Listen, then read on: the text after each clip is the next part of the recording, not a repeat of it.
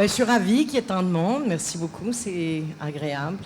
J'ai un peu la pommette rouge, pas parce que j'ai bu, je ne faisais pas partie de la table précédente, je suis à l'eau, moi. Mais on a eu un peu chaud hier, pour ceux qui étaient là.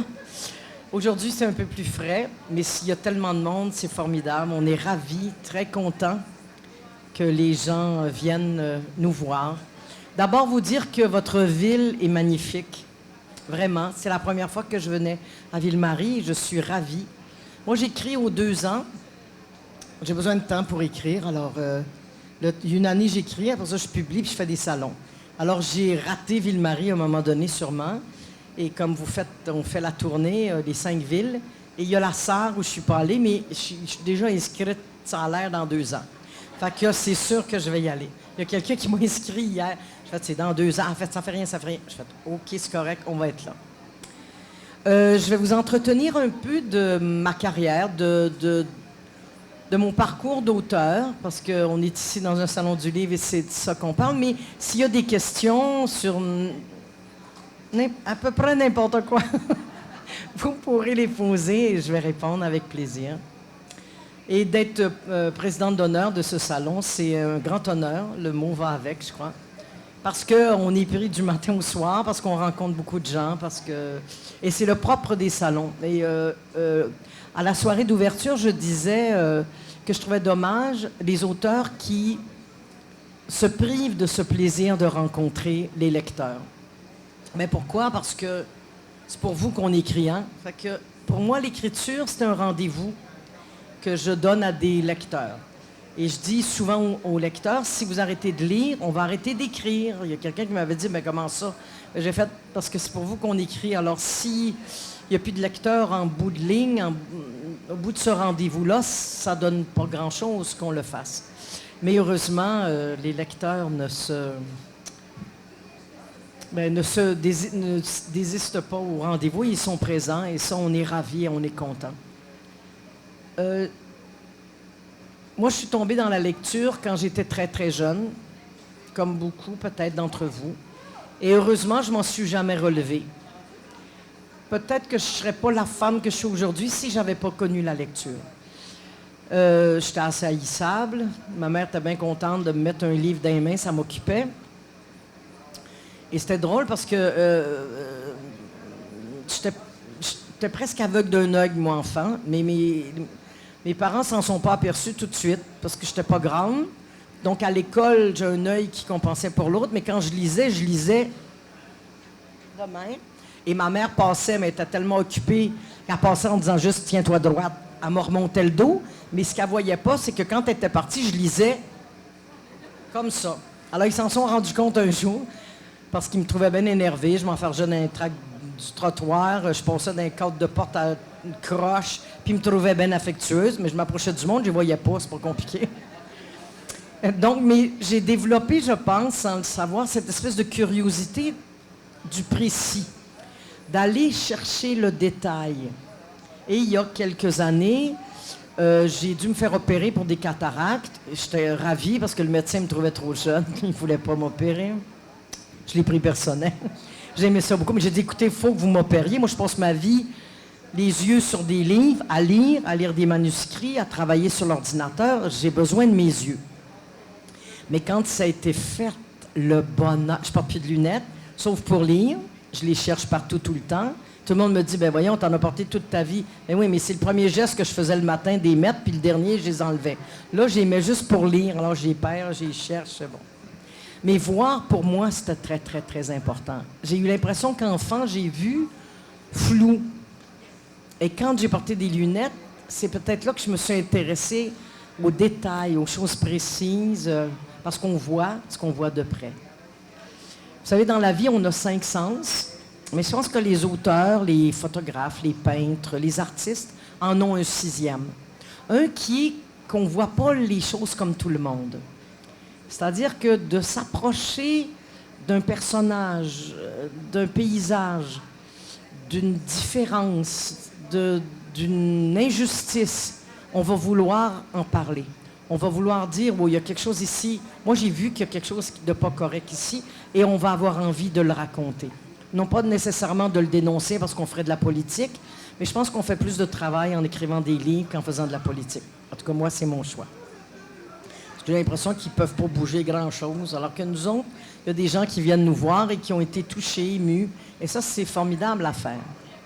Alors, quand j'étais enfant, je suis tombée dans la lecture et je lisais partout. Dans mon lit, au pensionnat caché avec une lampe de poche, à la table, dans ma baignoire. J'ai noyé quelques livres. Et ça, c'est dur, hein? Échapper un livre dans l'eau, parce qu'il faut attendre qu'il sèche. Parce que si on essaye de défaire les pages, ça déchire, on ne saura jamais comment l'histoire finit. Et j'ai fait une découverte qui a changé ma vie. Vers 12 ans à peu près, j'ai lu Le Comte de Monte Cristo. Ça doit vous dire quelque chose de M. Dumas. Et sans l'instinct dont je vous parle, c'est comme si j'avais compris c'était quoi le rôle de l'auteur. Je ne savais pas qu'est-ce que c'était un auteur. Je savais que c'est quelqu'un qui écrivait des livres, mais ça s'arrêtait là. Les gens, les jeunes sont chanceux parce qu'ils viennent nous voir dans les salons du livre. D'abord, sur le livre, on a une photo, mais les personnes qui ont les cheveux blancs ou celles qui les cachent, là, mais qui savent qu'ils ont les cheveux blancs, vont se rappeler qu'il n'y avait pas de photo d'auteur. Il y avait un nom, par exemple. Le nom était très important, mais pas de photo, donc non identifiable. Donc, un personnage un peu mystérieux. Mais en lisant ce roman du Comte de Monte Cristo, j'ai découvert ce que l'auteur venait de faire, comme si j'avais compris le processus. Bon, ça donne pas le talent, ça, mais ça, il faut le travailler plus tard, mais j'ai comme compris que l'auteur avait tout donné à son personnage. Un père aimant, un métier formidable, il était exportateur, il y avait des bateaux, il faisait des négoces avec l'Asie. Il y avait une fiancée, la plus belle fille de la ville, je pense, et des amis formidables au départ, et qui se sont tournés contre lui, et qui ont pris sa fiancée, qui se sont arrangés pour couler ses bateaux et le faire accuser, le faire mettre en prison. Là, je me disais, c'est incroyable, là. L'auteur, il a tout donné ça, puis il enlève tout. Et au cours de l'histoire, il lui redonne les choses. Et j'ai eu la prétention, à 12 ans, de dire, ben c'est formidable, mon Dieu. Être un auteur, c'est être Dieu. Parce qu'on met au monde des personnages et on a droit de vie ou de mort sur eux. On peut les aimer, en faire ce qu'on veut et tout à coup dire « Bye bye, tu ne reviens plus dans le prochain tome, toi. » On peut faire ça. C'est un pouvoir que je ne savais pas quoi faire avec. Et ça, c'est bien, bien féminin. Hein? Quand il y a quelque chose qui nous attire et qu'on a peur de ne pas réussir, on met ça tellement impossible à atteindre qu'on se console en se disant « ben non, ça ne peut pas marcher ». Alors moi, je m'étais imaginé, parce que je lisais de la littérature française, que pour être un auteur, il fallait être un homme, habiter Paris, et surtout avoir une femme qui faisait couler ton bain puis qui faisait ton café pendant que tu t'écrivais. Moi, je suis née à Québec, je suis une fille, et je voyais pas le jour où un homme voudrait faire couler mon bain et mon café pendant que j'écrivais. Je vous rassure tout de suite, j'ai appris à le faire toute seule, et j'écris. Voilà. Sujet clos. Mais je suis devenue comédienne avant parce que je pensais que ça se pouvait pas être un auteur. Mais j'avais envie de raconter tout le temps. Et j'ai découvert dans le fait de jouer que quand on joue dans les histoires des autres. Et quand on écrit ses propres histoires. Pour moi, c'était pareil. C'était un à côté de l'autre. Alors, j'ai commencé à jouer. Et j'ai fait une autre découverte. Moi, je pense qu'il y a des cadeaux dans la vie. Il faut juste les prendre. Il faut les identifier puis aller les chercher. Après mes 3 ans de conservatoire, j'ai eu une bourse pour aller à Paris. Il y a pire dans la vie, là, je sais. Et je suis restée 1 an à Paris à faire de la recherche, aller au théâtre. Et j'étais un peu timide. Les comédiens, on a l'air d'avoir un front de bœuf, mais on est souvent timide. Donc, puis est-ce qu'il y a des Français dans la salle? Je ne veux pas irriter personne. Mais mettons qu'à l'époque, ils n'étaient pas très liants. Maintenant, ils le sont plus. Mais ils étaient dans leurs affaires, puis ils ne s'occupaient pas de nous autres. La petite Canadienne, ça ne les intéressait pas trop. Donc, j'étais souvent toute seule dans des cafés. Et je me suis mis à écrire des pensées, des réflexions. Et un jour, j'ai eu un cadeau formidable. Je suis en face d'un monsieur qui est assis à une table, mais un monsieur impeccable. bien coiffé, petites lunettes, belle montre, jaune. Il prenait sa petite tasse de café d'une manière spéciale. Il lisait Le Monde. Il avait son attaché case, et non pas sa serviette de travail, mais parce on parle anglais à Paris. Alors, il était un habit formidable avec un petit veston, une cravate de soie, une belle chemise. Il était impeccable. Donc, j'ai été bien élevée. Ma mère m'a bien élevée. Donc, je ne le dévisageais pas, mais chaque fois qu'il plaçait son journal, je regardais ses souliers, ses pieds. Je me suis mis à l'observer. Et quand il a terminé son journal, il l'a placé, il a pris sa dernière gorgée de café. Et là, j'ai eu le plus beau cadeau du monde. Je l'ai vu au complet devant moi. Et cet homme impeccable avait une tache sur sa cravate. Ça a l'air niaiseux de même, là. Là, j'ai commencé à me dire, comment ça qu'il y a une tache sur sa cravate, lui, il a l'air parfait, ce monsieur-là. Dans mon cahier, j'ai écrit, il ne sait pas manger, là, c'est tout. Mais ça, c'est banal. Après ça, j'ai fait... Peut-être que son boss est venu, avant que moi je m'assoie presque devant lui, et que son boss l'a mis à la porte. Ça l'a tellement perturbé, il a échappé sa fourchette, l'huile de vinaigrette est tombée sur sa cravate, il s'est fait une tache. Fait, tiens, petit début d'histoire. Pour ça, j'ai fait, non, c'est sa maîtresse qui est venue le voir. Il a dit, regarde, si tu ne laisses pas ta femme, tu me perds. Puis il a tiré son verre de vin sur sa cravate. Alors ça, j'ai fait, non, c'est sa femme qui est venue. Puis qui a dit, hey, ça va faire. Et elle a tiré sa cuillère dans son assiette, ça a revolé, tache sa cravate. Puis ça, j'ai fait, non, il est parti le matin très tôt. Son enfant est malade à l'hôpital. Il a pris la première cravate du bord, puis elle est attachée, il ne l'a pas vue. J'ai fait, non, au bureau, il s'est battu avec quelqu'un. Et ça, c'est une tache de sang. Ils se sont battus à coups de poing dans la toilette du bureau. Et j'en ai fait 50 comme ça. Et c'est comme si j'avais compris, à part le conte de Monte Cristo, ça c'était ma deuxième étape, de dire qu'on peut partir d'une toute petite chose pour écrire une histoire. Moi, j'ai une admiration sans borne pour l'auteur qui arrive et qui dit « Moi, je vais parler de la guerre 14-18. » C'est large de même, là. Tu sais, j'ai pas les bras assez grands. Moi aussi, je vais y arriver, mais je vais partir d'un petit bouton qui est tombé de l'épaulette d'un soldat que quelqu'un a trouvé. Je venais de trouver ma façon d'aller chercher une histoire. Ça, quand un auteur commence à comprendre comment il travaille, comment il est capable de construire des histoires, ça aide énormément. On a une partie du travail de fait. Et c'est ce que je venais de découvrir. Donc, j'ai commencé à écrire, non pas des romans, j'ai écrit une petite pièce de théâtre à Paris, des petites histoires. Et quand je suis retournée à Montréal, c'était en tant que comédienne, je suis allée à Radio-Canada pour passer des auditions, mais j'ai manqué le coche, je suis arrivée trop tard. Et on m'a dit, tout est distribué pour cette année, mais on cherche des auteurs. Est-ce que vous écrivez, vous? J'ai dit, bien sûr. Mais je me disais en même temps, es-tu malade? J'étais à Radio-Canada, là.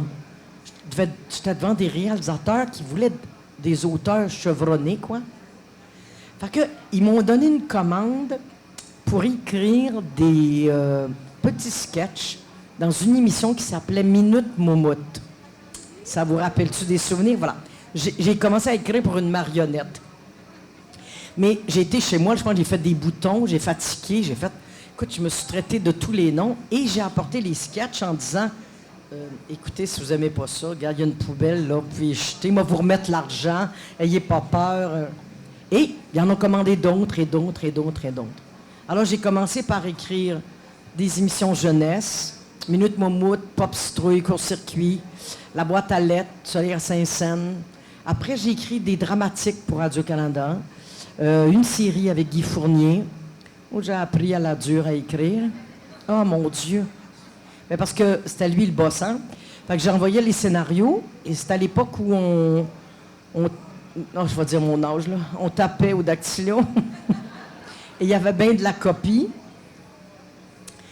Et des fois, Guy n'aimait pas ça. Fait que sur une page, il y avait un X sur toute la page au stylo, mais le stylo avait briser la page d'en dessus, puis l'autre, puis l'autre, puis l'autre. Fait que j'étais obligée de l'appeler très humblement en disant Guy, est-ce que ton grand X concerne la page 1, la 2, la 3, la 5, la 6 ou juste la 1? Alors, j'ai appris à travailler avec lui. À la dure, mais j'ai appris. Donc, j'ai fait ça. J'ai écrit du théâtre, j'ai écrit des chansons pour Louise Forestier, entre autres, pour Marie-Claire Séguin, pour Marie-Carmen. Donc, c'est ma mère qui m'a appris ça. Si la porte est fermée, il y a une fenêtre. S'il n'y en a pas, tu vas t'en gosser une, puis tu vas finir par rentrer quelque part. Donc, moi, je vais voir. C'est un peu comme ça l'accident. Je suis obligée de le dire, des gens qui doivent le savoir, mais je suis la seule fille qui a écrit dans la pièce Brou. Comme c'est fait par des gars, tout le monde pense que c'est juste une pièce de gars. Et je suis allée, quand on m'a appelé, c'est Michel Côté qui m'a téléphoné en me disant on a un projet, on avait un auteur qui nous écrivait une pièce, mais il est rentré d'urgence à l'hôpital. Et là, on a le théâtre, on a des costumes, ça se passe dans une taverne, mais on n'a pas de pièce. Fait que on a appelé nos chums qui étaient Meunier, Saya, Jean-Pierre Plante, d'autres personnes aussi, et on cherche des sketchs pour la pièce Brou. Et j'ai dit, vous malade, on ne connaît pas ça, nous autres, les tavernes. Un, j'ai jamais mis les pieds là. Deux, je connais pas ça. Mais il m'a dit, sers-toi de ça. J'ai fait, comique.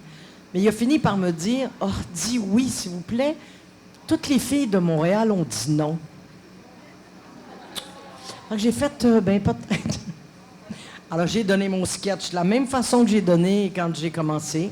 Et je suis encore auteur de Brou, 36 ans plus tard. Et ça continue toujours. Alors on est ravis. Ça, c'est des beaux accidents. Parce qu'on a écrit des pièces de théâtre qui n'ont pas été jouées longtemps ou qui ont été démolies par la critique et qui font que... Et je me suis mis à l'écriture de romans jeunesse d'abord. Pourquoi? Parce que j'en avais un petit peu marre de travailler à la télé parce qu'il y a tellement d'intervenants. Il y a le réalisateur, il y a son assistante, il y a le diffuseur, il y a le producteur. Ils sont une grosse équipe à dire pas de même, pas ça, pas comme ça. Pourquoi on le ferait pas de même? Pourquoi on le changerait pas? Et de nous interdire des choses en disant on n'a pas de budget, on n'a pas d'argent, on ne peut pas faire ça. Écrire un repas pour 2 personnes ou pour 500 dans un roman, ça coûte rien. C'est juste plus long à écrire. C'est tout. Et ça, c'est formidable. De voir qu'on a un seul intervenant, c'est notre directrice d'édition ou notre directeur d'édition. Alors ça, c'est formidable. Donc, j'ai écrit 2 romans jeunesse et j'ai été pas mal encouragée par des jeunes filles, par des jeunes. Et je pense que le plus beau cadeau qui m'a été donné dans la vie, c'est une petite jeune fille qui est venue me voir à mon kiosque à Québec. Elle pleurait, elle était incapable de me parler. Fait que j'ai demandé au monde d'attendre parce que ça avait l'air important. Puis elle a fini par me dire, le roman s'appelait « Mon père et moi ». Je racontais un peu mon rapport avec mon père qui était tordu un peu. Et cette petite jeune fille m'a dit en larmes, « Mais comment ça se fait que tu as écrit mon histoire? » Ah, j'ai fait, c'est ça que j'ai fait. C'est ça qu'on fait quand on écrit. On écrit à partir de soi, à partir de ce qu'on a observé, à partir de ce qu'on veut construire, et on rejoint les gens. Et ça m'a donné l'envie de dire, OK, ça y est, je pense que je peux écrire des histoires, et c'est ce que je vais faire.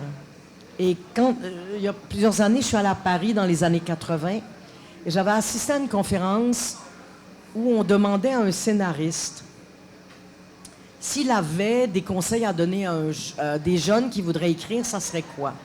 Et il avait dit cette chose que j'ai fait mienne depuis. Il avait dit, on était dans les années 80, alors il avait dit, je pense que dans l'an 2000, il y aura du chômage dans l'électronique. Mais je crois que quelqu'un qui saura dire « il était une fois » travaillera toujours. Eh bien, j'ai décidé de faire ça de ma vie, de jouer dans les histoires des autres et d'écrire mes propres histoires. Parce que je pense qu'on a toujours envie de se faire raconter des histoires. On a envie d'aller dans les univers des autres, on a envie de voyager, on a envie d'avoir peur, on a envie d'avoir chaud, on a envie d'être ému, On est content de rire, on est content de pleurer. C'est pour ça qu'on lit. Alors nous, on vous prépare le terrain. Et moi, j'adore ça quand quelqu'un me dit « Ma mot t'a dit, vous m'avez assez fait pleurer. » Je fais « Yes! » Là, des fois, la madame, elle me fait « Ben là, vous écoutez, madame, on se fait le derrière pour faire ça. » On travaille très, très fort pour que l'émotion se rende jusqu'à vous. Que le rire, il y a une madame qui m'a déjà dit une fois, je venais d'écrire Et si c'était ça le bonheur, une madame très sérieuse qui m'a dit, moi je suis une grande lectrice, je lis beaucoup, beaucoup, et j'ai une question à vous poser. J'ai fait, allez-y. Elle m'a fait, elle était gênée, elle regardait à droite, pas à gauche, puis elle m'a dit, écoutez, c'est-tu normal, ça, rire en lisant un livre? C'était la première fois que ça y arrivait. Là aussi, j'ai fait, ça doit être drôle, ok, c'est correct, je continue. Mais c'est à cause de vous qu'on continue, parce que vous venez nous dire que vous avez aimé ça, vous venez nous dire que celui-là, je l'ai moins aimé, ou celui-là, j'ai adoré, ou celui-là, est-ce que le personnage revient, ou on a besoin de ça. Alors, gênez-vous pas de parler aux auteurs, de leur dire ce que vous avez ressenti, qu'est-ce que ça vous a fait, ce livre-là, où ça vous a amené. Parce qu'on a besoin de le savoir. C'est un peu notre salaire, parce que des fois, les gens veulent nous payer le livre. On fait « Ah, wow, la madame, elle veut me donner 24,50 $, moi le prendre. » Parce que, vous le savez peut-être pas, mais c'est pas de même ça marche, l'édition. Et je vais vous raconter... J'ai-tu le temps? OK. Et mon Dieu, on est encore bon. Quand j'écrivais jeunesse, je suis allée beaucoup dans des écoles. Et quand je rentrais dans des classes, c'était des classes de français souvent, il y avait toujours 3 questions qui étaient posées, mais systématiquement, les 3 mêmes. Puis les étudiants, on allait là aussi pour leur parler de nos métiers. Alors, première question, ça t'a-tu pris bien du temps à l'écrire? Ça, c'était bien, bien important. Fait qu'on leur disait, moi, je disais, un roman jeunesse, ça me prend 6 mois. Hein? T'as pris 6 mois? Minute. J'ai mangé, j'ai pris mon bain, j'ai été marcher dehors, j'ai été au cinéma, j'ai fait d'autres choses, mais dans ma tête, cette histoire-là a été présente longtemps. Deuxième question, tu l'as-tu recommencé souvent? On disait, c'est pas un devoir, mais je fais une première version, c'est pour ça que ça dure 6 mois. J'en écris une deuxième, puis là, je travaille avec un éditeur ou une éditrice, puis on fait des corrections, des aménagements, puis il y a une réviseuse, c'est souvent des femmes, qui corrigent la ponctuation en disant non, ça c'est un anglicisme, ça on peut le changer, ce mot-là, ça serait le fun. Là, il y a le même mot qui revient 4 fois dans la même page. On peut-tu le changer? Alors, on travaille sur une longue période. Là, ils ont l'air un peu découragés. Là, la 3e fameuse question arrive, et c'est combien ça rapporte? Là, je prenais le livre et je disais, OK, c'est écrit 7 $, mettons 7,69 $. Je disais, on est dans une classe de français, mais il doit y avoir des forts en mathématiques ici. Qui peut me trouver 10 % de 7,69 $? Bien, comme maintenant, c'est les plus grands silences que j'ai eus dans ma vie. Il n'y a plus personne qui parle. Tous les étudiants se retournaient vers la maîtresse du genre, coudonc, j'ai-tu mis le point en bonne place? Nous autres, si on se dit ça quand on reçoit nos chèques. Puis là, ils disent, hein? T'as 76 sous par livre? Oui. T'as 76 sous par livre? Et là, on comprend qu'il n'y aura peut-être pas beaucoup d'auteurs de jeunes qui vont vouloir faire ce métier-là parce que tu recommences tout le temps, parce que ça te prend 6 mois, parce que t'es payé 76 sous par livre. Mais c'est arrivé presque tout le temps. Il y a toujours une petite voix dans la salle, dans la classe, après le « My God, je peux pas croire qu'elle a fait ce métier-là ». Il y a toujours une petite voix qui disait « Ah, puis tu le fais pareil ». Eh bien oui, on le fait pareil. Ben ça prend de la passion pour écrire des histoires. Parce que on ne gagne pas follement nos vies. Des fois, vous êtes très généreux, puis tout à coup, on a un succès phénoménal et on est très content. C'est pourquoi il y a beaucoup d'auteurs qui font d'autres choses.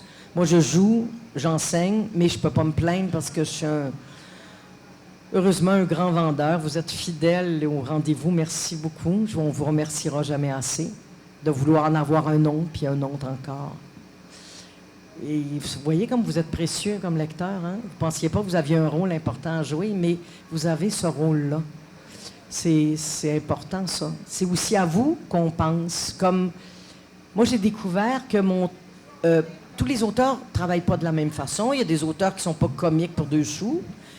Quand tu as de l'humour, pourquoi ne pas t'en servir?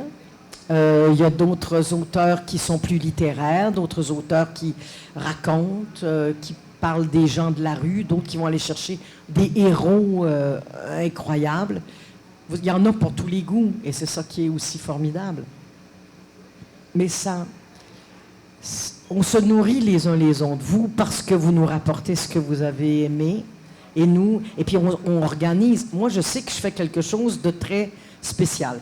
Quand j'ai été formée à écrire pour la télévision, on sait quand on écrit pour la télévision qu'après tant de minutes, il faut qu'il y ait une pause commerciale.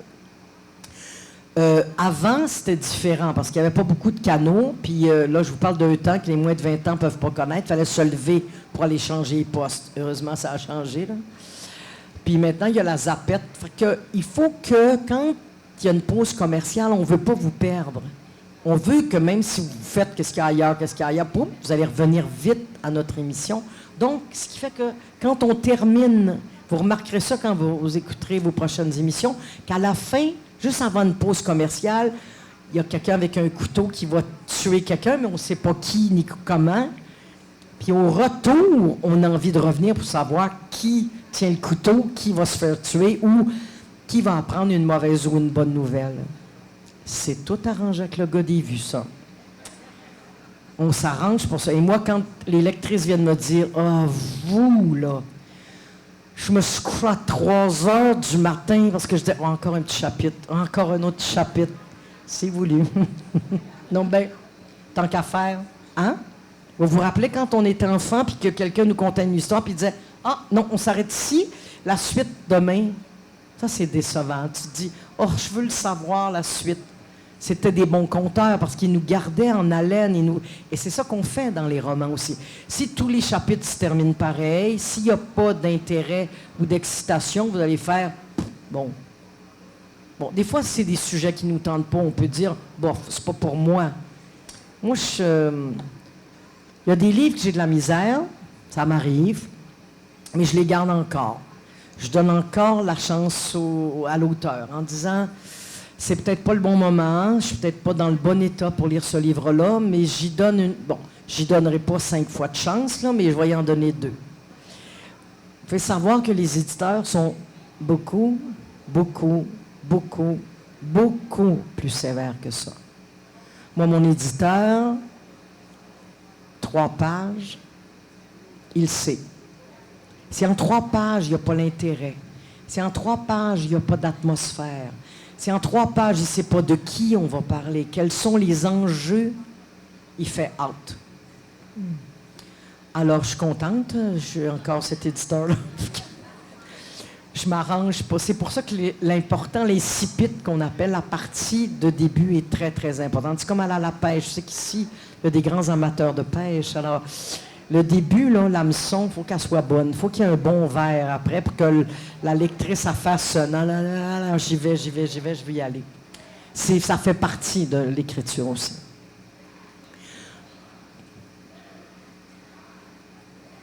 Il y a un 0 quelque part. Oui, il fait. Peut-être une bascule, je ne sais pas, c'est la fête de quelqu'un. Donc, le rapport qu'on entretient avec vous, il est important pour ça. Il est important pour le suivi. Il est important pour... quand quelqu'un vient nous dire « Ah, j'ai tout lu ce que vous avez fait. Ah, » ça fait du bien. Ça, on est content. Ou quelqu'un qui dit « Je vous découvre, je commence avec celui-là. » On sait qu'elle va venir chercher le deuxième. On espère, en tout cas, que ça va marcher comme ça. Et ce rapport-là avec vous est important parce que le travail d'auteur, c'est un travail en solitaire. Il y a des auteurs qui travaillent avec de la musique. Il y a des auteurs qui travaillent avec du gin. Il y en a d'autres avec des verres de lait. Il y en a qui travaillent de nuit, il y en a qui travaillent... Moi, je travaille à l'aube, très tôt le matin, le téléphone ne sonne pas, fait qu'on est tranquille. Je demeure à la campagne. Ma campagne ressemble à ici. J'ai des chevreuils dans ma cour, dans mon jardin. Alors ça, j'aime ça beaucoup. Et je me lève à 5 heures, j'enlève mon pyjama de nuit, puis je mets un pyjama de jour. Il y a quelqu'un, je ne sais plus à quel... Ah oui, j'ai fait les Printemps meurtriers, qui est un festival de polar. Et il y a un auteur qui disait, l'année prochaine, ça serait le fun qu'on ferait une parade de mode des vêtements que portent les auteurs quand ils écrivent. Je pense que ça serait assez... Je n'en connais pas qui écrivent tout nu. Je le sais pas. Alors, on a toutes des particularités. Mais j'écris à l'aube. Moi, j'ai besoin d'écrire le matin très tôt. Et on est tout seul face à son écran. Il y a des gens qui écrivent à la plume. Moi, j'ai besoin de l'écran. J'aime beaucoup ça. J'en voulais beaucoup à ma mère quand j'étais adolescente parce qu'elle m'a forcé à faire un cours de dactylographie et que je l'aimais pas. Mais tous les jours, je la remercie. Je regarde jamais mon clavier.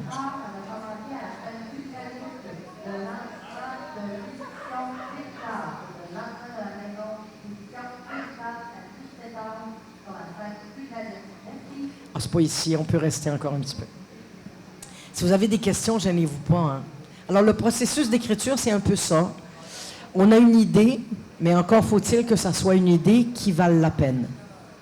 Parce que des fois, on a un flash, hein, on se dit « Oh mon Dieu, que ça ferait une bonne histoire ». Des fois, on l'essaie, mais on ne peut pas l'essayer sur 25 chapitres pour se rendre compte que c'est pas une bien bonne histoire puis qu'elle n'est pas assez solide. Ça, c'est bien du travail pour rien. Alors, on essaie d'aller analyser s'il y a assez de tenants et d'aboutissants, si les personnages vont tenir la route, si ça vaut la peine. Il faut qu'on aime nos personnages. Il faut qu'on les aime d'amour, même si c'est des meurtriers, même si c'est des gens vils. Parce que si on les aime pas et on les juge, vous les aimerez pas. Vous tomberez pas en amour avec ces personnages-là. Et ça, ça serait dommage. Il y a un jeune auteur que je ne sais pas si vous connaissez, qui s'appelle David Goudreau, qui est un slammer, qui a écrit son premier roman qui s'appelle La bête à sa mère. C'est chez Stanké, il vient de gagner il gagne des prix partout avec ce roman. Et lui, il a fait quelque chose de particulier. Il a écrit un personnage détestable. On l'aguit au début, mais on veut tellement comprendre pourquoi il est comme ça qu'on lit le roman. Et moi, j'ai fait, non, tu nous laisses pas là. Je veux une suite, moi, là. Et je suis contente, il y en a fait une. Alors, le deuxième roman s'appelle La bête à sa cage. Voilà. Et c'est un jeune auteur à découvrir qui est extraordinaire. Alors, retenez ce nom, David Goudreau, La bête à sa mère et La bête à sa cage. Voilà. Et c'est important, ce personnage-là, parce qu'on va vivre des mois et des mois avec ces mêmes personnages-là. Mais il faut qu'on les aime, il faut qu'ils deviennent nos amis ou nos ennemis, et on va travailler avec eux. Un peu, je suis sûre que vous avez ce sentiment-là quand vous fermez un livre. Tu sais, des fois, on finit un livre et on a la sensation qu'on vient de perdre des amis. Vous avez déjà eu ça? Moi, ça m'arrive de dire « Oh mon Dieu, je ne les retrouverai plus, ce monde-là. » Et quand je rentrais de travailler, j'avais hâte de retrouver ces amis-là. Et là, le livre est fini, c'est marqué « fin ». Puis on ne sait pas s'il va y avoir une suite. Et c'est cette sensation... Alors, on a tellement l'impression que les personnages sont vrais, qu'ils existent dans la vraie vie. Et c'est ça le travail qu'on a à faire en tant qu'auteur, c'est ça qu'on fait. De vous faire croire, comme moi, dans Petite mort à Venise, ben, je ne veux pas péter votre ballon, là, mais je vous ai fait croire que Mathilde, ben, elle existe dans mon cœur, dans ma tête, là, c'est sûr. Mathilde, Poppy et Anne existent pour vrai. Venise existe pour vrai, mais pas ces trois femmes-là. Je les ai mis au monde comme Dieu. Je leur ai donné la vie. Je ne les ai pas tuées, par exemple. Mais et je les ai aimées assez pour, pendant 350 pages, qu'on ait le plaisir de les suivre et d'être avec elles. Y a-t-il des questions? Je suis la seule à parler, là. Mais gênez-vous pas, parce qu'après, vous allez être dans votre auto, vous allez dire, flûte, je voulais demander ça, puis j'ai opposé. Fait que si vous voulez le faire, c'est maintenant, là. Oui. Oh mon Dieu, je vous entendrai pas. Quoi? Si je reviens à la télé, oui. Je suis très contente de le dire, oui. Ben, c'est un drôle de métier, c'est le métier d'acteur, et au Québec surtout, je trouve. Il y a beaucoup de rôles pour les filles et les hommes de 20 ans, 30 ans, 40 ans, puis après ça, on n'existe plus. Les gars, oui, ils sont cute à la télé. Les autres, je sais pas, on doit être lettres. comme si on était inintéressante, comme si on n'avait rien à dire, comme si on n'avait pas de métier formidable. Et les gens me disent, ah, pourquoi vous jouez plus à la télé, vous voulez plus? Non, c'est pas ça, ils n'ont pas de rôle à nous offrir, il n'y en a pas.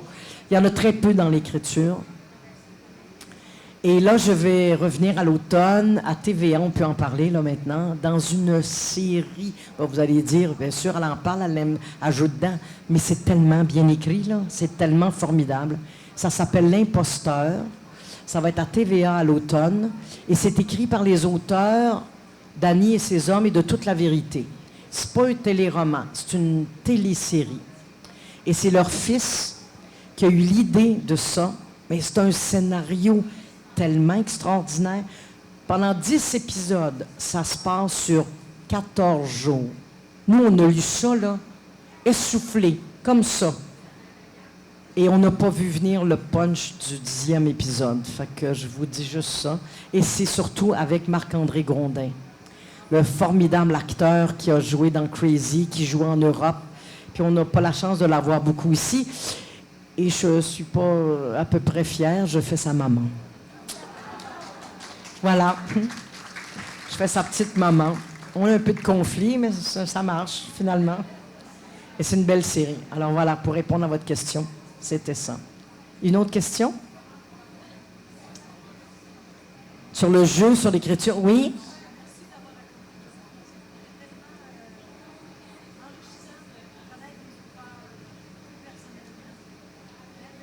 Bien, madame me remercie d'avoir raconté ma vie. C'est ma mère qui serait fière. Alors, mais c'est vrai que les auteurs ont des choses à raconter parce que c'est comme tout un monde qui nous habite sans arrêt et comme vous aussi, plus vous êtes des grandes lectrices, plus vous avez l'univers de tout le monde que vous amenez avec vous. Moi, des fois, quand quelqu'un me dit oh, « je pars en vacances », je dis tout le temps « où est-ce qu'on s'en va en vacances? Où c'est que vous m'amenez, là? » Parce que des fois, on ne peut pas prendre des vacances et... Quoi donc? Y a-tu des... Ben, je suis là pour dévoiler à peu près tout. Alors, allez-y.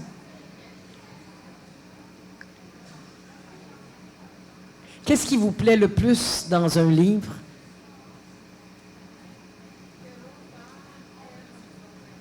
Et que l'auteur aime son personnage, voilà. Ouais.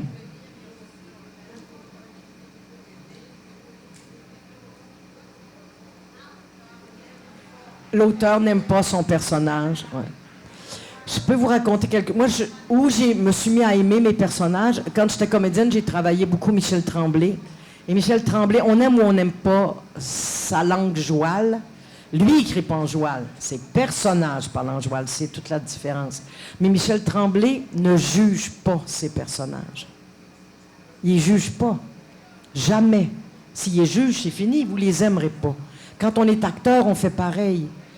Si un gars est obligé de jouer un rôle de violeur, il y a des gars doux, tendres et fins qui sont obligés de jouer un violeur ou une mère qui a tué ses enfants. On fait comment?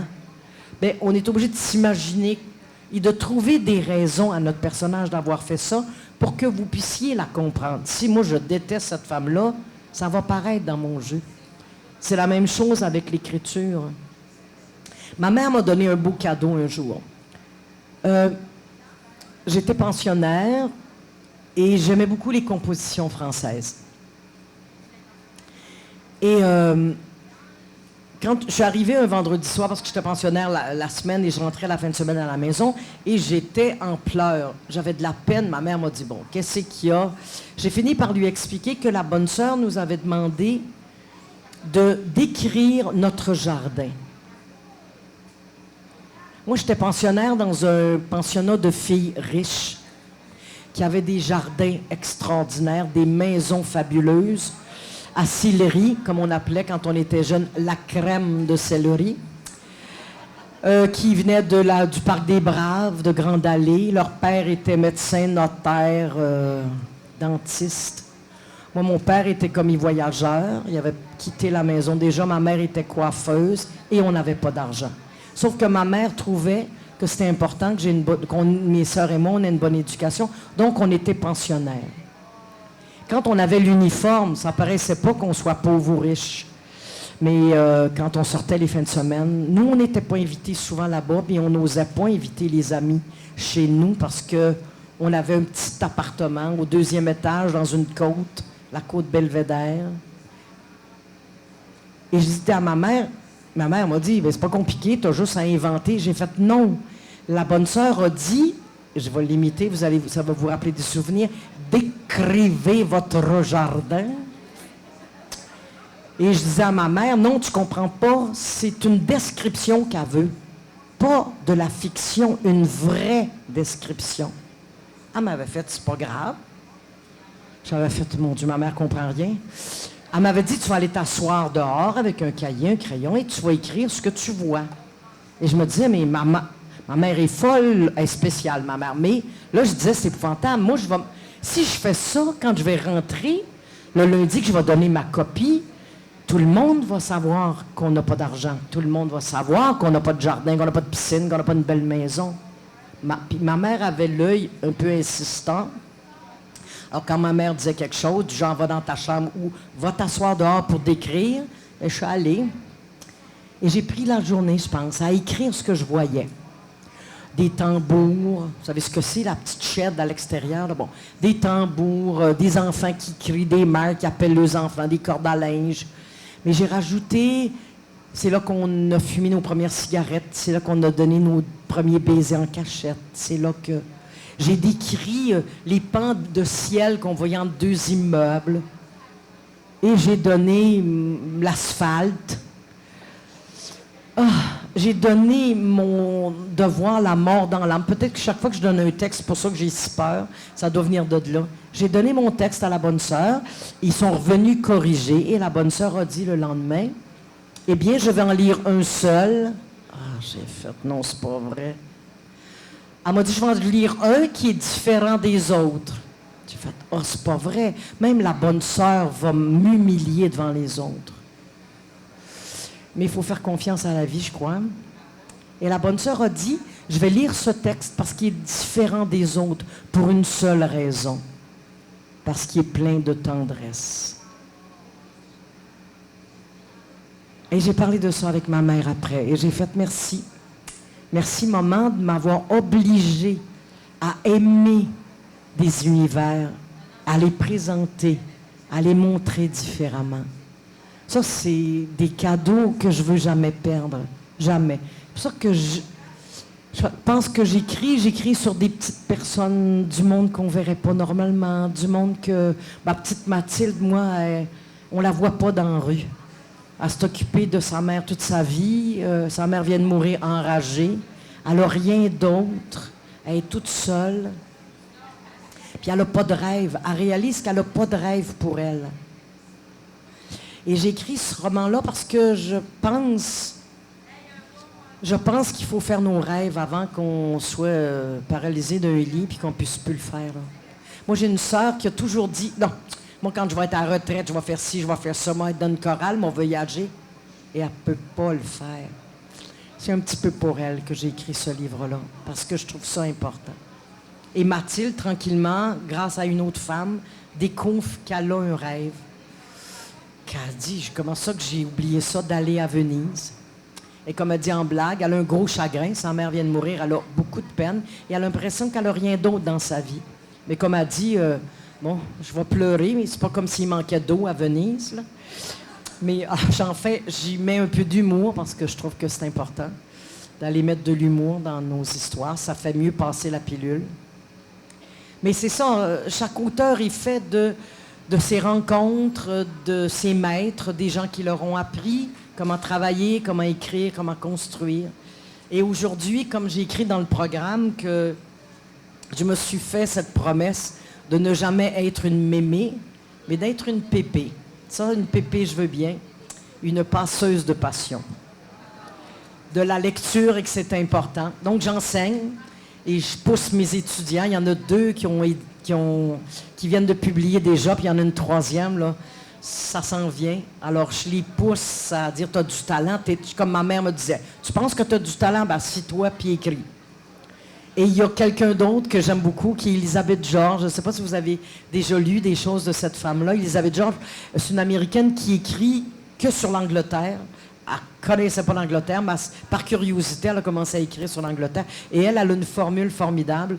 dans un de ses livres sur l'écriture, elle dit qu'un auteur, il devrait se procurer des galons et des galons de colle à cul. Fait que tu prends une chaise, tu mets de la colle dessus, tu t'assois et t'écris. Alors, c'est ce que je m'en vais faire bientôt avec un nouveau roman, là, parce que c'est ça qu'il faut faire.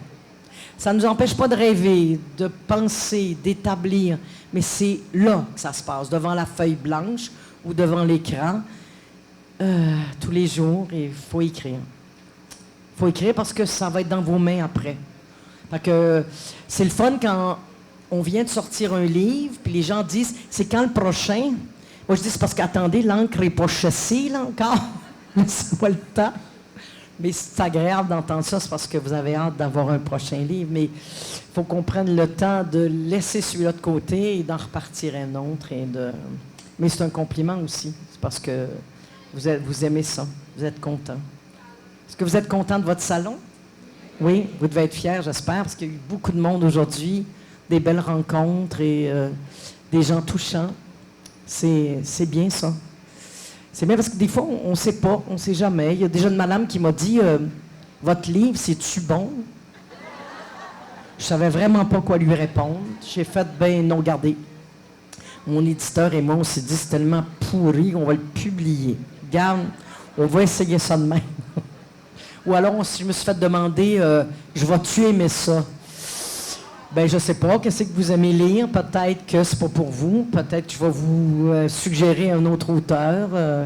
De cette façon-là, vous allez pouvoir vous retrouver avec un livre que vous aimez. Qu'est-ce que ça vous procure, lire? L'évasion, les voyages, la découverte. Moi, mon dernier livre, je demande aux gens souvent, est-ce que vous êtes déjà là à Venise? Ils me font non, mais je fais, vous y aller, là. J'ai réservé les billets d'avion, qui ont payé en plus. Hublot ou aller, vous avez le choix. J'ai réservé la chambre d'hôtel, les repas sont compris. Vous avez juste à écrire l'heure et la date du départ et vous partez. C'est le fun, ça coûte moins cher que des vrais billets d'avion, parce qu'on sait que ça coûte cher. Surtout Venise, c'est une ville qui coûte très cher. Oui?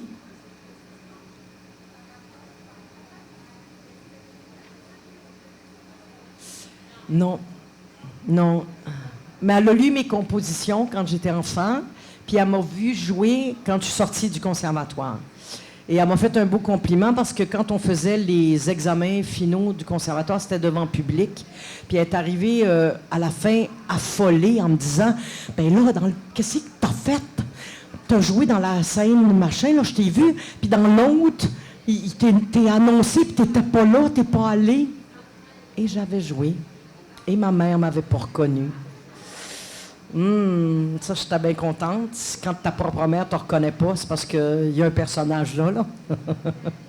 Non, ma mère a pas. Ma petite maman a vécu 20 ans, a élevé ses 5 filles toute seule. Une mère féministe avant la lettre.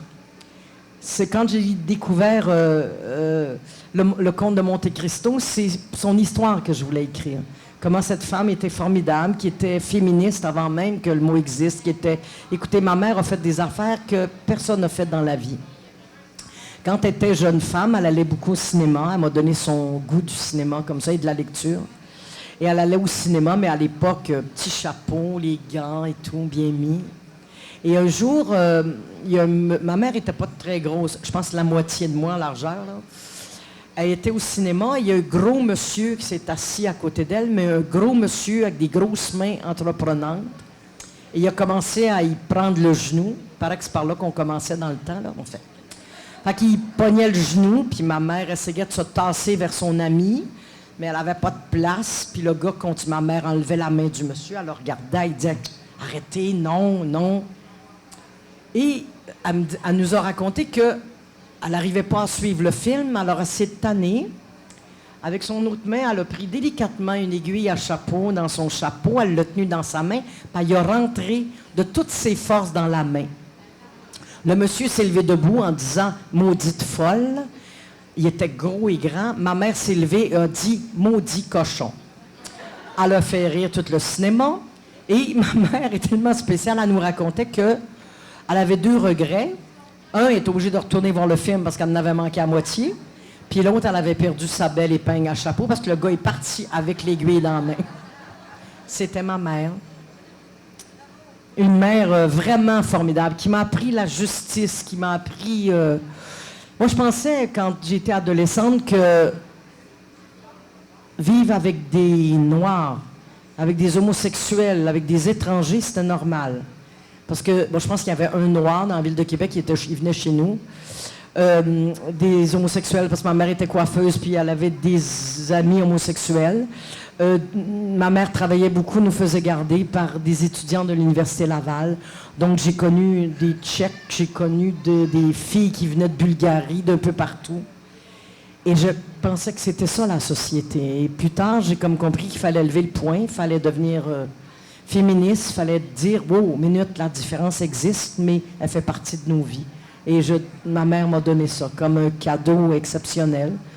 L'ouverture d'esprit, la justice à tout prix.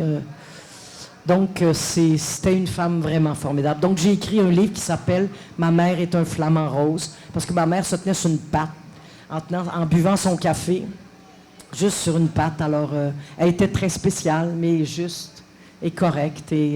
Mais je pense qu'elle est là régulièrement, parce que des fois, quand je suis fatiguée et que j'ai accepté un contrat, des fois, je me dis, « Oh mon Dieu, veux-tu même dire pourquoi j'ai accepté de faire ça? » Et elle est là.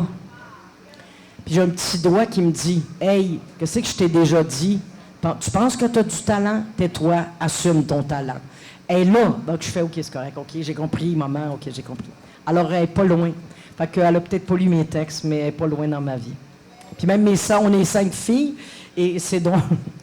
Parce que dernièrement, une de mes sœurs m'a dit, je vais au cimetière à Québec, elle est à Québec. Elle m'a dit, je vais aller voir maman au cimetière. J'ai fait, à quelle heure tu y vas? Elle me dit, pourquoi? Ben, j'ai dit, parce que je vais parler d'elle dans une conférence. Elle dit, à quelle heure, toi? J'ai dit, moi, c'est 2 heures. Elle dit, c'est correct, je vais y aller à 11 heures. Fait qu'on se l'accapare comme ça, elle est encore très vivante pour nous. Chacun notre tour. On fait, non, c'est mon tour, j'ai une demande à faire, là. J'ai quelque chose à obtenir, il faut que je parle à maman. Donc, voilà. Elle est très, très présente avec nous. Voilà. Merci. On a dessus, là, on a presque plus tard. Bon. Vous n'êtes pas trop tanné de m'entendre, là? Alors, je ne sais plus trop de quoi vous parler.